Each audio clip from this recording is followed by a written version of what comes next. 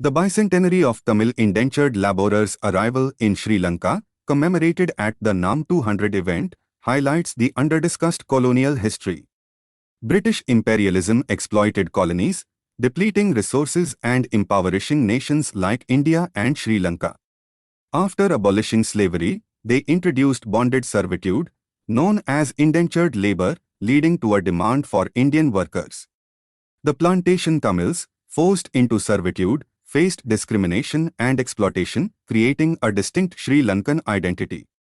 Despite struggles, they integrated into society with efforts from democratic parties.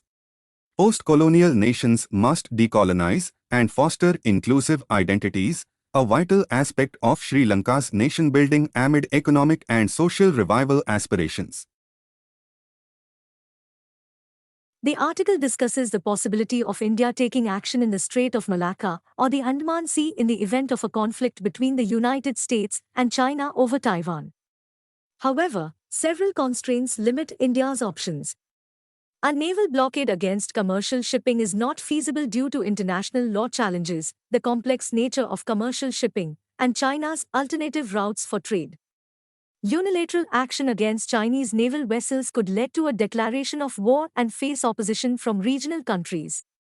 Historical examples, including World Wars I and II, highlight the potential escalation of conflicts due to interdiction of commercial shipping. India's role may be limited to defending its territorial interests and sea lines of communication, focusing primarily on its borders with China. The article emphasizes the need for a strong US-India partnership for regional stability and multipolarity in the Indo-Pacific.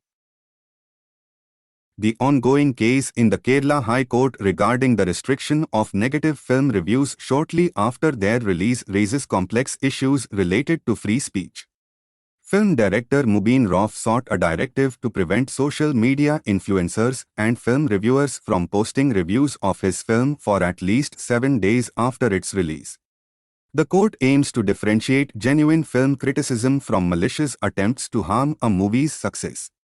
The court's recent order emphasized monitoring online platforms to prevent anonymous malicious content, but it also highlighted the importance of not sacrificing filmmakers' freedom for unbridled expression. The case prompts a delicate balance between free speech, criticism, and commercial interests. The Indian government's decision to extend the Pradhan Mantri Garib Kalyan Anna Yojana (PMGK) for the next 5 years, providing free food grains to around 80.4 crore people, has been welcomed for ensuring food security among vulnerable populations. The scheme, based on National Food Security Act (NFSA) entitlements, offers 5 kg of rice, wheat, or coarse grains per person monthly. Although the move is generally positive, concerns were raised about its announcement at a political rally by Prime Minister Narendra Modi, potentially violating the Model Code of Conduct. Despite this, the extension is manageable in terms of fiscal impact, but efforts must focus on eliminating leakages in the public distribution system to reach deserving beneficiaries effectively. The Law Commission of India has recommended the introduction of EFRs, First Information Reports, for all cognizable offences where the accused is unknown. Under the proposed system, complaints would be submitted electronically through a national portal and verified by OTP, one-time password, sent to the complainant's mobile number. However, the complainant's physical signature would still be required within 3 days to convert the e-complaint into an actual FIR. While this approach allows for free crime registration and prevents tampering of complaints, experts argue that the human element in police interaction is crucial, and the use of e-authentication techniques should be mandated for immediate registration of EFRs. India has recently become the world's third-largest producer of scientific articles. However, this increase in research output is accompanied by a concerning rise in retractions, signaling potential misconduct within academia. The number of retractions in India surged dramatically between 2020 and 2022, mainly due to misconduct, with engineering accounting for nearly half of all cases. Experts attribute this rise to various factors, including university ranking parameters, unethical researchers, and the minimal action taken against offenders. Urgent scrutiny of research malpractice is necessary to maintain the integrity of Indian academia.